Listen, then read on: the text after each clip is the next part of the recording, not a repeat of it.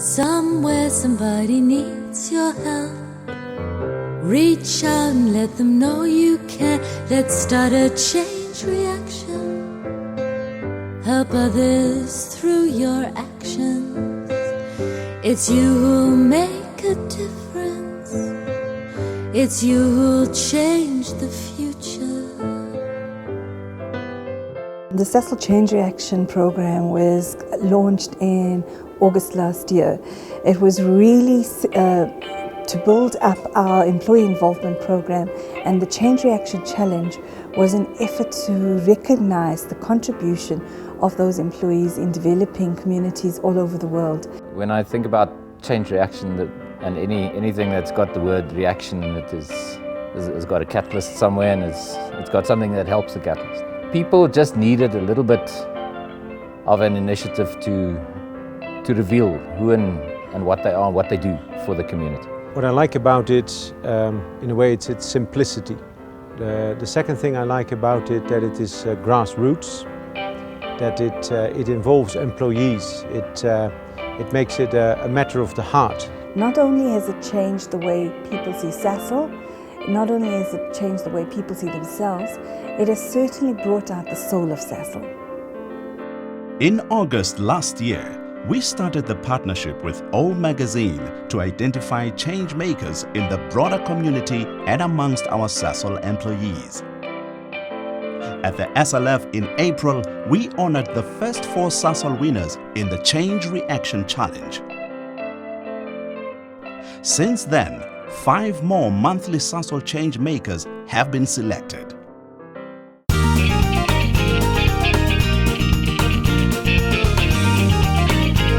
Myself and 2 friends, Deborah and Angela, we decided to start a charity together where we get our family and friends and their family and friends to give us money every month, 100 Rand, and we use that money to help charities that aren't funded by the government or don't get big company support.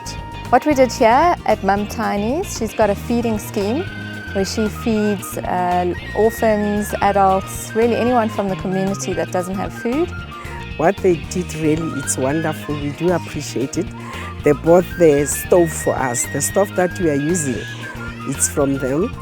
We got involved because we really felt we wanted to do something. We wanted to give to charity, but we didn't know who. So we thought we would rather do something where we knew exactly where the money was going.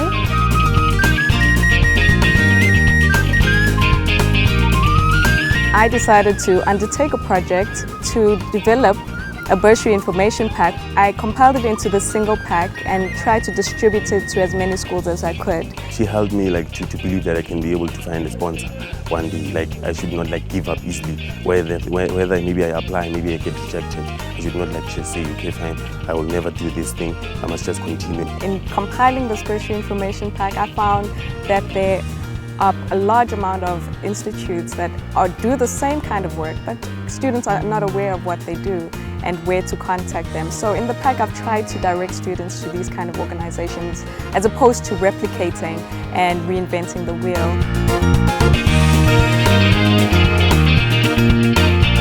The project is all about uplifting the community, especially the youth. Our community is too far away from the tertiary institutions. So we thought that we should bring the information closer to home. And we try to rally around and mobilize all the schools, even the second managers, to say, let us be part of this, because there is no reason why we should teach our learners and not show them where they can possibly go. We try to motivate them as well. We invite motivational speakers to motivate them so that they can see the need of being educated, because I believe that with education we can empower everyone. They are also given the information of saying, even though you are from a very, very poor family financially, but you can arrive somewhere.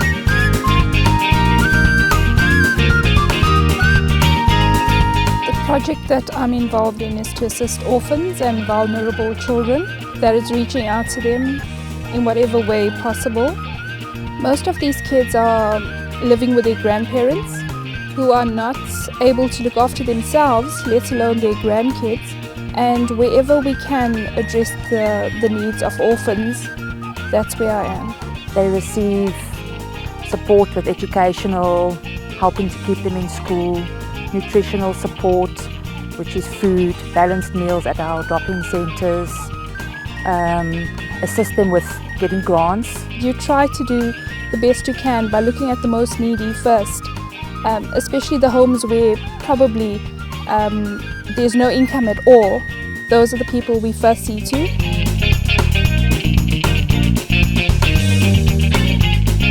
Well, Girlinch is basically a subdivision of the non-profit organisation South African Women in Engineering. With Girlinch, we try to tap into the talent pool of high potential maths and science students from grade 10 to grade 12. And the idea there is to encourage these girls to then go on and study or pursue a career in engineering. So we hope to expose them to all the opportunities that exist in engineering, and we also hope to expose them to mentorship, so to actually assign mentors to them to make the transition into engineering degrees easier for them. I think it's a great opportunity for young girls to discover themselves in the engineering world, and to know more about the different fields. It clarifies all the stereotypes and what it's really about, and you get a better understanding, and now I'm really passionate about it. This is just the beginning of the SA Women's journey, and hopefully the beginning of a fruitful career in engineering. Our Sasol change makers are ordinary men and women who through their selfless actions have made significant changes to the lives of others. Their contributions were celebrated and acknowledged at an awards evening hosted by O Magazine at Tinswalo in Midrand earlier this month. And we all know that when things go wrong, whether it's socially or politically or even professionally, and you feel that you're not in control, you only feel better by helping other people. And I think all of you here today are the kind of people who care enough to want to make a difference. The winner of the grand prize of a trip to Chicago to take part in a live taping of the Oprah Winfrey Show later this year was drawn. Andrea Africa.